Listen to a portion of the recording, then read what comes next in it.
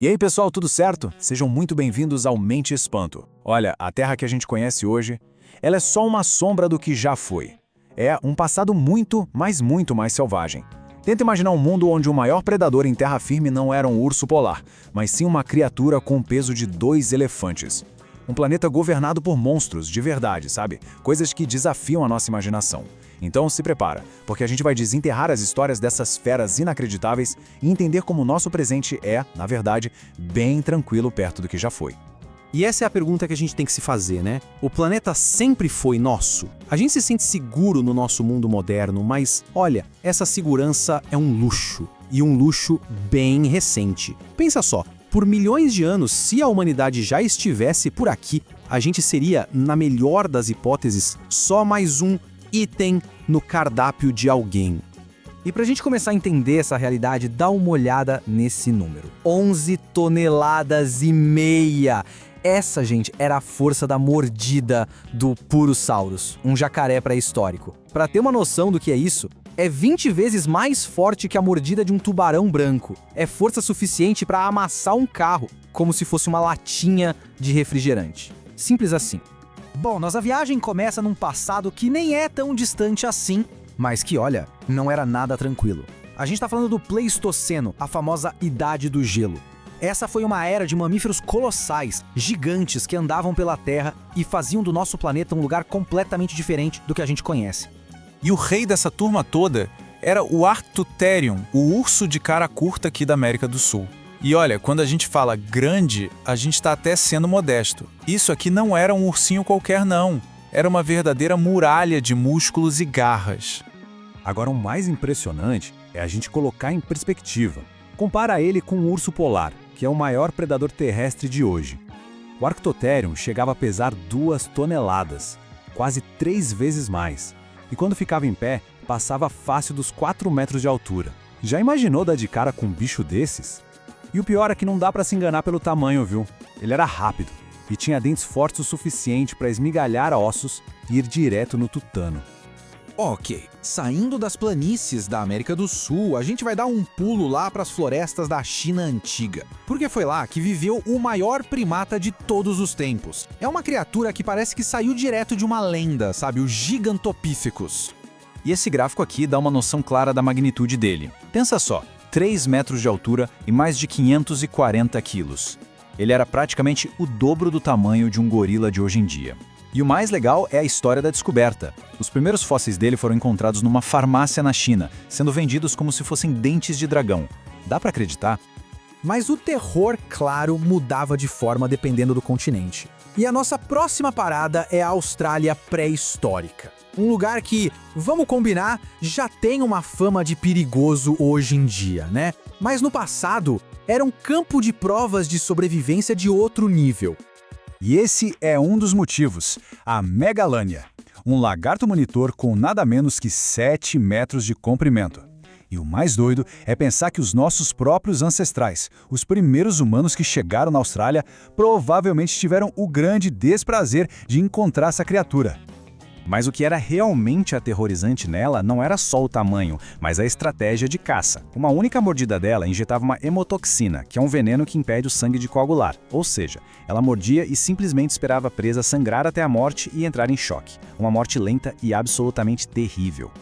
E se você acha que a Megalania já era o suficiente, calma que tem mais. A Austrália também era o lar de outro pesadelo, o tailacolho. E não se deixe enganar pelo nome leão marsupial, porque esse bicho era uma coisa completamente diferente, com um verdadeiro arsenal de armas biológicas que não tinha pra ninguém. Pois é, apesar do nome, ele era mais parente dos koalas, por incrível que pareça. Só que ele era um caçador de emboscada com a mordida mais forte, quilo por quilo, de qualquer mamífero já registrado. Os dentes da frente dele eram como facas de açougueiro, e ele ainda tinha uma garra de polegar retrátil feita para rasgar as presas. Era literalmente o pacote completo do terror marsupial. Bom, agora a gente vai viajar ainda mais fundo no passado, direto para a Era dos Dinossauros. Uma época em que as leis da física pareciam ser só uma sugestão, sabe? Foi aqui que os répteis atingiram proporções que simplesmente desafiam a nossa lógica. E no topo dessa cadeia alimentar estava o espinossauro.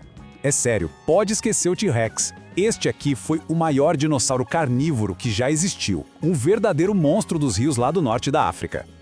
O que torna o espinossauro tão incrível é que ele basicamente reescreveu os livros sobre dinossauros. Pensa num bicho com 18 metros de comprimento, um focinho de crocodilo e uma cauda que parecia um remo gigante. Ele foi o primeiro dinossauro que a gente sabe que era semi-aquático, um nadador, um predador feito sob medida para caçar peixes gigantes nos rios daquela época. E já que a gente está falando de dinossauros, o cinema deu pra gente aquela imagem clássica do Velociraptor, né? Acontece que a realidade era muito maior e bem mais assustadora. Conheçam o Utahraptor, o verdadeiro terror da família dos raptors. Olha esse número, 40 centímetros. Esse era o tamanho da garra em forma de foice que ele tinha no pé. Um único chute com essa arma era capaz de estripar uma presa grande. E o mais assustador de tudo indica que eles caçavam em bandos.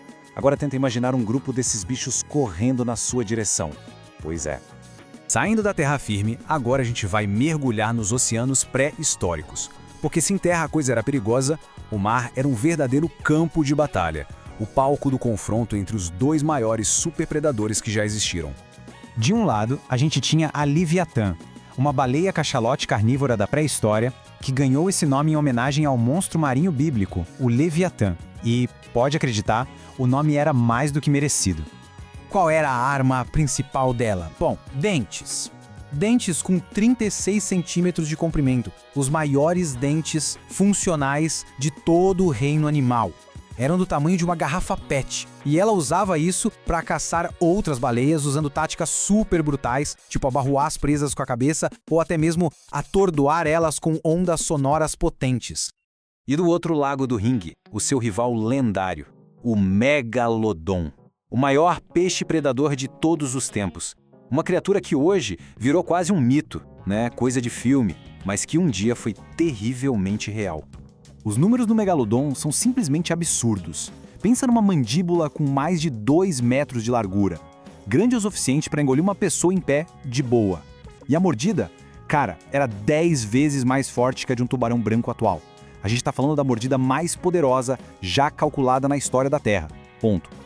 Então aqui a gente tem o duelo final, de um lado dentes do tamanho de espadas, do outro a força de esmagamento mais brutal que existe. Esses dois titãs dominaram os mesmos oceanos e, sem a menor dúvida, lutaram pelo controle. Foi um campo de batalha de proporções épicas, que moldou a vida nos mares por milhões de anos. E tudo isso nos traz de volta à nossa pergunta lá do começo. Olhando para todas essas criaturas, fica a reflexão, né? A extinção delas, por mais triste que seja do ponto de vista da natureza, foi uma condição, foi necessário para que a nossa espécie pudesse prosperar. Então, a verdadeira questão que fica no ar é: a gente é a espécie dominante por mérito ou foi só por sorte? Fica aí o pensamento.